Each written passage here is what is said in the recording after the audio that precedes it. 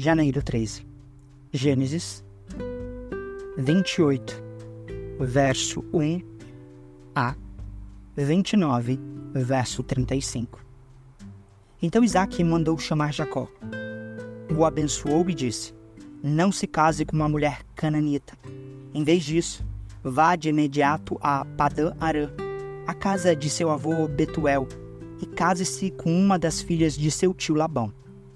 Que o Deus Todo-Poderoso o abençoe e lhe dê muitos filhos, e que eles se multipliquem e venham a ser muitas nações.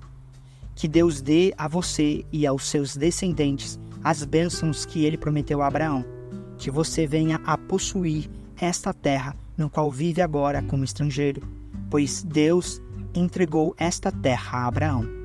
Assim, Isaque se despediu de Jacó, que foi a Padã-Arã morar com seu tio Labão, irmão de Rebeca, filho de Betuel, o arameu.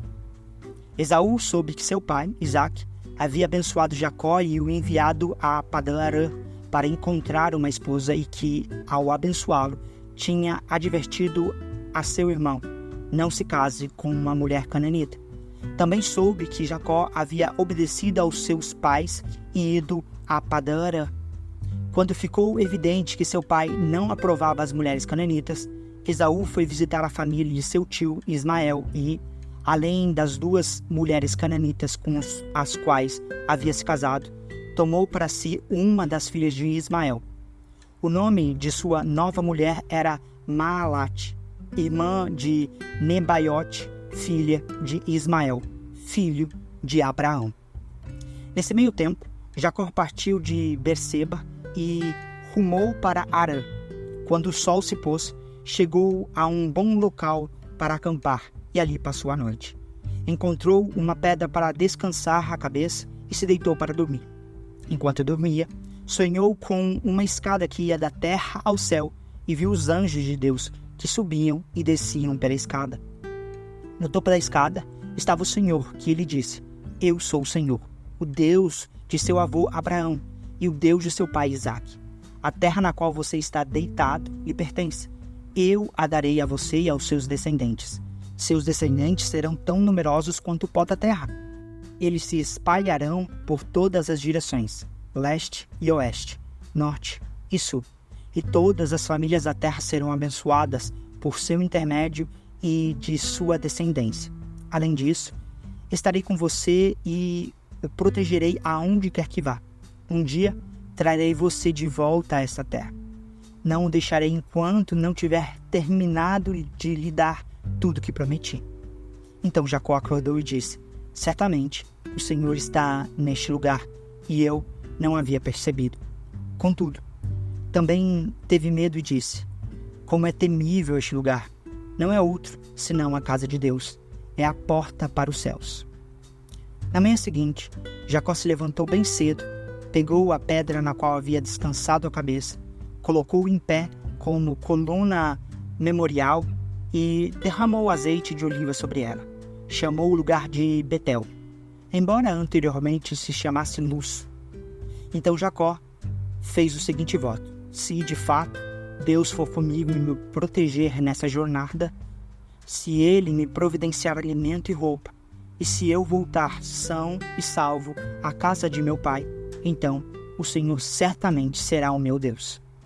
E esta coluna memorial que levantei será um lugar de adoração a Deus, e eu entregarei a Deus a 10ª parte de tudo que ele me der. Jacó seguiu viagem e, por fim, chegou à terra do leste. Viu um poço ao longe e, junto ao poço, no campo, 3 rebanhos de ovelhas à espera de que lhe dessem água. Uma pedra pesada cobria a boca do poço. Era costume naquele lugar esperar que todos os rebanhos chegassem para então remover a pedra e dar água aos animais. Depois, a pedra era recolocada na boca do poço. Jacó se aproximou dos pastores e perguntou: de onde vocês são, amigos? Somos de Harã, disseram eles. Conhecem um homem chamado Labão, neto de Naor? Perguntou Jacó. Sim, conhecemos, responderam eles. Ele vai bem? Perguntou Jacó. Sim, vai bem, disseram. Olhe, ali vem Raquel, filha dele, com um rebanho. Jacó disse: ainda é dia claro, cedo demais para recolher os animais. Por que vocês não dão de beber às ovelhas para que elas possam voltar a pastar? Não podemos dar de beber aos animais enquanto não chegam todos os rebanhos, responderam. Só então os pastores removem a pedra da boca do poço e damos de beber a todas as ovelhas. Jacó ainda conversava com eles quando Raquel chegou com o rebanho de seu pai, pois era pastora. Uma vez que Raquel era sua prima, filha de Labão, irmão de sua mãe, e as ovelhas pertenciam a seu tio Labão, Jacó foi até o poço, removeu a pedra que o cobria e deu de beber ao rebanho de seu tio. Então Jacó beijou a Raquel e chorou em alta voz. Explicou para Raquel que era seu primo por parte do pai dela e filho de Rebeca, tia dela. Raquel foi correndo contar ao seu pai, Labão. Assim que Labão soube que seu sobrinho Jacó havia chegado, correu ao seu encontro. Ele o abençoou, o beijou e o levou para casa. Depois que Jacó lhe contou sua história, Labão exclamou: você é, de fato, sangue do meu sangue. Quando Jacó estava na casa de Labão, havia cerca de 1 mês, Labão lhe disse: você não deve trabalhar de graça para mim, só porque somos parentes. Diga-me qual deve ser o seu salário. Labão tinha 2 filhas. A mais velha se chamava Lia e a mais nova Raquel. Os olhos de Lia eram sem brilho, mas Raquel tinha bela aparência e rosto atraente. Visto que Jacó estava apaixonado por Raquel, disse a Labão: trabalharei para o Senhor por 7 anos, se me der Raquel, sua filha mais nova, para ser minha esposa. Melhor entregá-la a você do que a qualquer outro, respondeu Labão. Fica aqui e trabalhe comigo. Então Jacó trabalhou 7 anos por Raquel. Ele a amava tanto que lhe pareceram apenas alguns dias. Chegada a hora, Jacó disse a Labão: cumpri minha parte do acordo. Agora, dê-me minha esposa para que eu me deite com ela. Labão convidou toda a vizinhança e preparou uma grande festa de casamento. À noite, porém, quando estava escuro, Labão tomou Lia e a entregou a Jacó, e Jacó se deitou com ela. Labão deu sua serva Zilpa a Lia para servi-la. Na manhã seguinte, quando Jacó acordou, viu que era Lia. Então, Jacó perguntou a Labão: o que o Senhor fez comigo? Trabalhei 7 anos por Raquel. Por que o Senhor me enganou? Labão respondeu: aqui não é costume de casar com a filha mais nova antes da mais velha. Espere contudo até terminar a semana de núpcias, e eu lhe entregarei Raquel, desde que você prometa trabalhar mais 7 anos para mim. Jacó concordou em trabalhar mais 7 anos. Uma semana depois de Jacó ter se casado com Lia, Labão lhe entregou Raquel. Labão deu sua serva Bila a Raquel para servi-la. Jacó se deitou também com Raquel, a quem ele amava, muito mais que a Lia.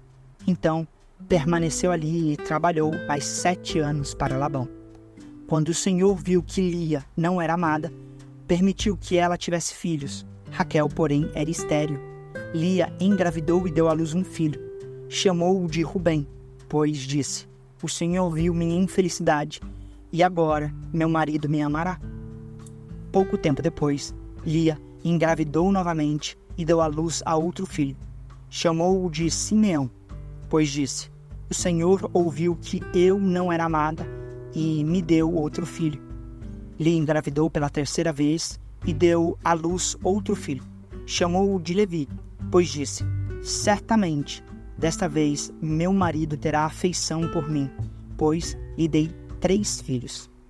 Lia engravidou mais uma vez e deu à luz outro filho. Chamou-o de Judá, pois disse: agora louvarei ao Senhor. Então parou de ter filhos. Mateus 9, versos 18 a 38.